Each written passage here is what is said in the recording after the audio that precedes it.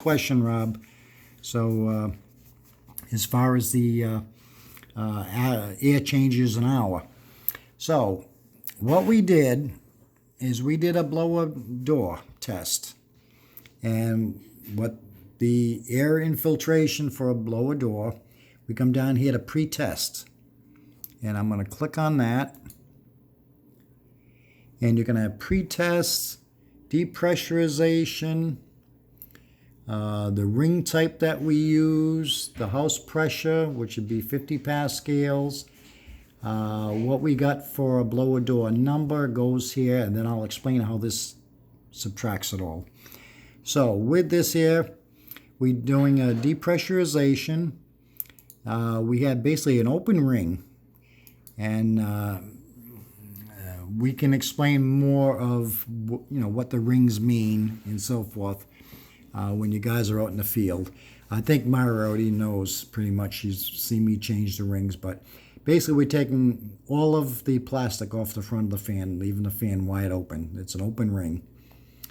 And then the house is put into 50 pascals. And we skip this. Completely skip that. We go right over here to the CFM 50 measurement. And what we got, let's see here. We had no insulation in that house. It's a 40 by 20 house. There's no insulation up in the attic. There's nothing in the walls. That's probably going to give me a blower door number of 3320. That's the number I got on my meter on the blower door. Now, if I take this and slide it over, it's going to give you your air changes an hour. So with that there house being the way it is, it's going to change 15.5 times per hour.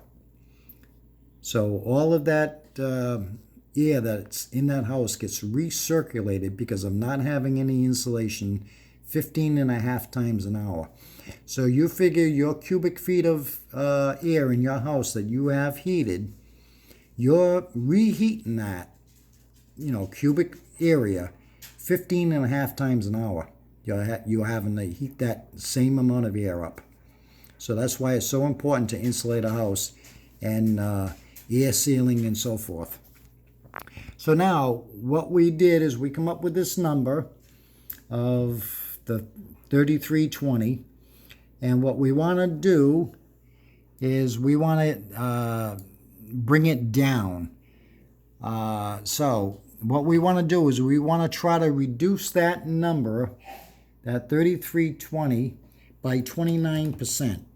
So I got 3320 minus 29%. So my target number, all right, I want it to be 2357. So 23, whoop, let me click on it. I'm trying to do 3 things at one time with one hand. All right, 2357. So that would be my target number. If I can reach 2357 as the post blower door number, we're golden. Because that's what I'd like to have. I'd like to have 2,900 or 2,300.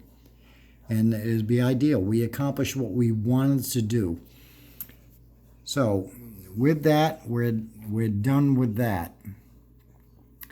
So we've got the blower door number in. Combustion test. Now this here's all the numbers that we would have when we're doing the boiler efficiency test. And that's why we have that slip of paper that we print out. When we come back here, we got to put these numbers in here. So what I will do is open this up, and the equipment, the equipment, I'm going to call it a boiler, because that's what it is actually. And what was the stack temperature on that boiler? I'm going to say it was 389 degrees. Again, I don't have a slip of paper because this is all fictitious, but it was 389 degrees. The oxygen, I'm going to say it was 5 8.0 for oxygen. The smoke, if you're doing an oil boiler, there's a smoke detector gadget that we use that measures the amount of actual dirty, sooty smoke running up the boiler. Being that this is a gas boiler, there's no need to do that. So with that, we just hit a 0. And the CO2, we're going to say it's, what are those numbers? 8.1 on the CO2. The manufacturer of the boiler, we're going to say it's a Williamson.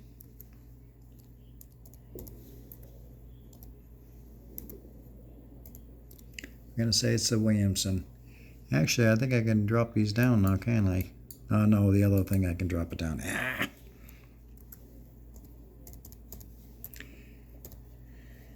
Alright, so it's a Williamson. In the test efficiency, I did the efficiency test, and it tested at 70%, as I did in previous steps prior to this. We had the slip saying it was 70%, so I would hit 70. The draft, we actually don't do anymore. We don't record it. But on the back racks, you can as you're doing the test. So with this here, I'm going to put a draft down as a minus 0.5.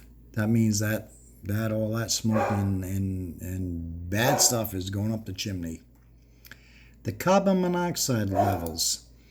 On the carbon monoxide level, I'm going to say it's a 28. That's what I got on my meter. It was 28 parts per million of carbon monoxide. The BTU output, if I'm not mistaken, and of course, again, this is fictitious, but I think we put down 80,000 for the BTU output. The input is basically what the capacity is. What the BTU is coming into the furnace is 120,000 BTUs. So we have that. In here, if there's any comments or anything that you can put in here, you can say boiler hasn't been cleaned and tuned in 3 years, or whatever you want to do, or you could just leave it blank. Now I'm going to save it. So now you've got your boiler information in there. CO test. What do we do a CO test on? Well, we put a CO test on a heating system, the boiler. And what we did is pre-cleaning or anything like this here, we had 28 parts per million. The ambient CO in the area, looking, having your meter there and checking the ambient carbon monoxide levels, that was 0. There was no carbon monoxide leaking or anything like that. We weren't in any kind of troubles or anything. So that was 0. I'm going to save it. We're all done with the CO test. Now we got a combustion safety. Now this here is basically your CAS. All your CAS information is in here. Now we went up to the living space ambient CO. Again, as you walk into the house, you should have your personal CO detector running. So with that, we went through the house and so forth, and we had no CO leakage anywhere, so we have no problems there. The results, it passed with no problem. Everyone's still alive. The outside temperature, I don't know what the temperature is today, but I'm going to say it's 55 degrees today. I don't know. But of course you would mark this down your paper as you come in. You can find the temperature as you're walking in the house. You can do that right from your car. You look at your thermometer in your car. And my thermometer in my car today said it was 55 degrees. So that's the number I'm putting in there, 55. Now you're going to the worst case depreciation. Depressurization, not depreciation. Everything is depreciating. The depressurization. So the test name, you could put down test as the name of the test. Then you have CAS open baseline. So the baseline on this CAS, we put the manometer, the hose out the window. We went through the whole process of doing the CAS, and the number that we wrote down for a baseline was a minus 1.6. That's a good number. And then we put the house in its worst case scenario with the fans running, the dryer running, everything to put this in the worst case scenario. And that will go here, and that was a minus 1.9. Matter of fact, let me back that up. I'm lying to you. It was worse than that. It was a minus 2.4. And we'll click on that. Oh, did I put it? Nope, I put it in the wrong spot. What did I say? Minus 2.4. All right, so now we've got our baseline right here. And we got the worst case scenario with everything running at a 2.4. And then we have the net open CAS as a, as a minus 0.8, which falls in your safe categories with no problem. I mean, it goes up to a 5. You're at a minus 0.8. So you got plenty of room. So that means that all of the harmful byproducts of that boiler is going right up that chimney. You have plenty of draft in the house. So now at this point you come over here and you did your test and you put your numbers in, and this here was your initial test. Then you come over here and you save it. Then you go down to spillage. You click on that, and the appliance you did was test a boiler. Oh, I'm not spelling boiler right. Oh. So you did the boiler. The spillage duration. It used to be 60 seconds, 1 minute. But with the new BPI standards, it's 2 minutes, 120 seconds. You have to be having a draft, or it has to stop spilling within 120 seconds. If not, it doesn't pass. But we've gone into an ideal house. We're taking a puffer and going around the furnace and so forth, and it did it in almost right away. But normally in here, for the spillage duration, I put down 120 seconds. And then you come over to, let me slide this. All right, so you put 120 seconds, you just come all the way over and you slide over to the results. Yep, I'm sliding the thing and I'm not sliding the camera. And it passed. And slide it some more. Now would be your initial test. And then of course you're going to save it. Then we're looking at carbon monoxide. We're going to put down here boiler. And which is the primary heating. And we said we were heating with gas. Oh, I'm sorry. Let me drop that back down so you can see it. And then you have your primary heating. And we said we're doing natural gas. And the carbon monoxide levels, if you remember, I said it was 28. So I had 28 parts per million on carbon monoxide. the results passed, and that was your initial test. If you do not do this section, it will not let you continue. Then we go to gas leakage. And come on, open up.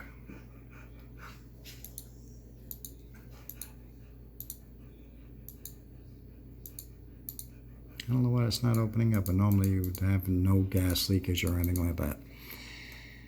All right, so now we've gone down this whole entire list of everything in that house. We've added insulation up in the attic. We've added insulation in the walls. We've gone along and put the pipe wrap in and so forth.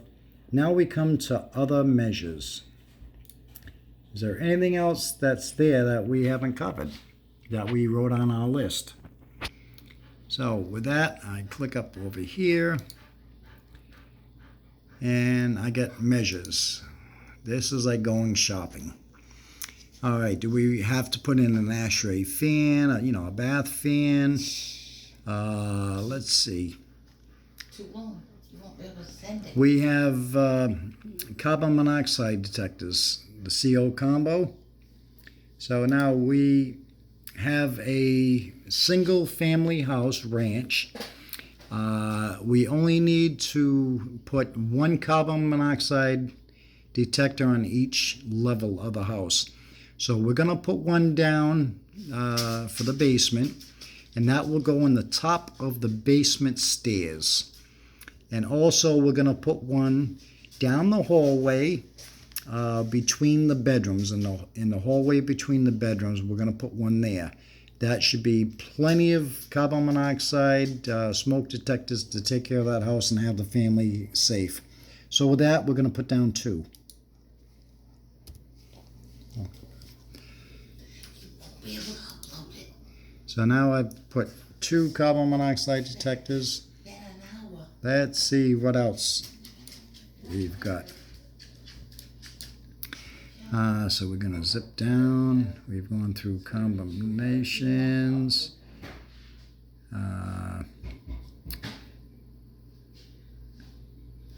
There's install a dryer vent. The dryer vent needs to be replaced, so we're going to install a dryer vent.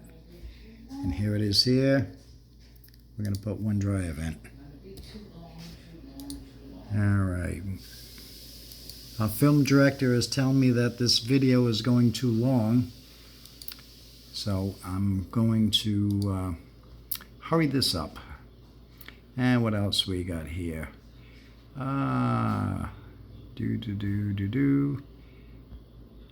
That's it. So with that, since I'm a real nice guy, I'm going to give him a new bathroom fan.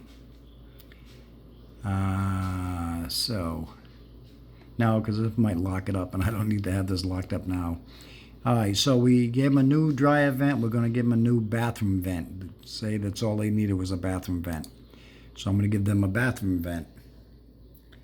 And but they had two bathrooms. They had one in the hallway, and then they had a master bathroom in the master bedroom there. They had a what do you call it? An ensuite in their master bathroom and master bedroom. So they need two of them. So we're going to give them two. And then we close that up. All right, so we went over all our notes, and basically we put in all the measures that we need to do. So now we're back over here, and we want to do is an energy saving. So we want to find out everything that we're going to put in this house. Are we saving energy? Do we have an SIR over 1? So I hit energy savings, and then we're getting back up to, remember I mentioned about the basement we had to click when everything was done? And I always forget that, and this reminds me. So now I'm going to go back over to basement. I'm going to click on basement. I'm going to click on the very top one. Little pencil. And here's my boxes. I'm going to click on my box. Hit save. I don't know why they don't let you do it when you're there. You have to wait until you're all done. So now I'm going back to my energy savings again. I'm going to click on that. Alright, so now at this point, energy savings could not calculate because the following needs funding source. So who's going to pay for all of this? So at this point, we're going back up to selected measures. Remember before when I clicked on that we had nothing? Ooh, guess what we got now? Look at all the measures that we're putting in. We're actually putting in $4,600 worth of work, which isn't bad because it's a small ranch house. But we're putting in $4,600 worth of work. To make this video quick, what you would do is you would hit the pencil on each of the measures. It gets to be a pain in the neck. And then you'll come up with this underneath the measure. And as you can see, the funding source. We're going to put it over here. And I didn't put any funding source to begin with because it was a makeup. But we're going to charge it the GHHI, which is crazy. I haven't dealt with them in a while. But we're going to charge it to them on that. And then we're going to back over here and save it.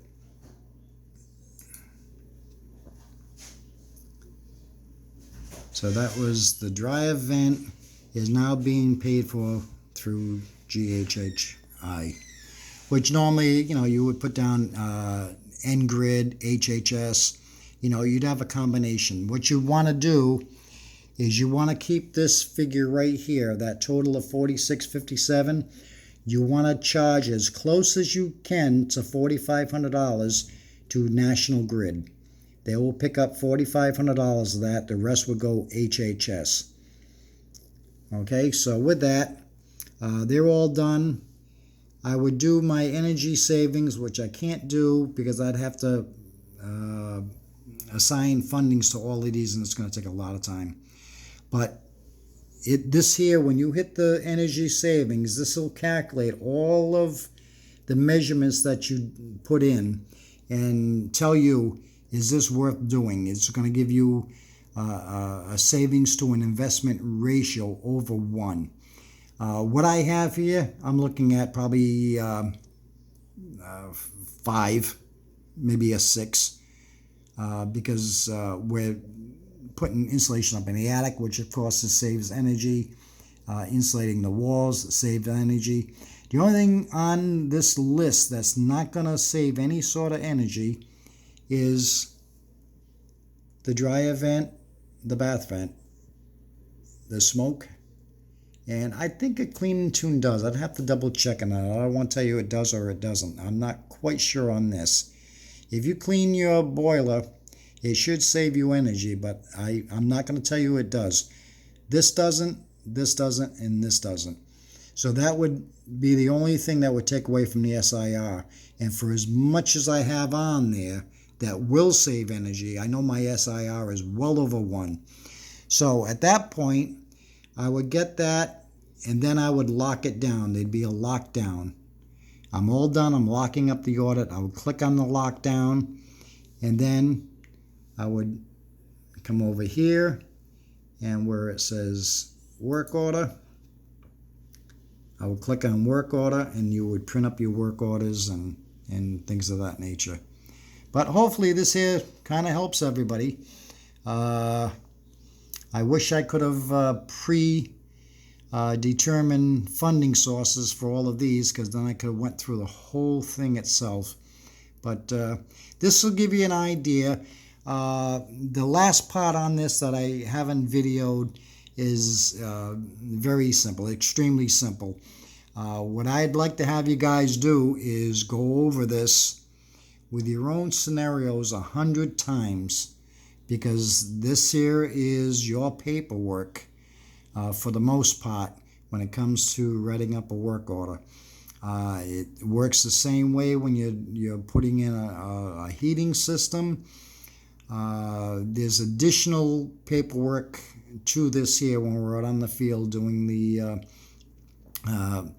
data collection forms and stuff like this here. But for the most part, this is your bread and butter right here. So try to learn this. And of course, I'm going to be in the office, and anytime you're doing something and you yell out, Keith, I need to put in this. What do I click on?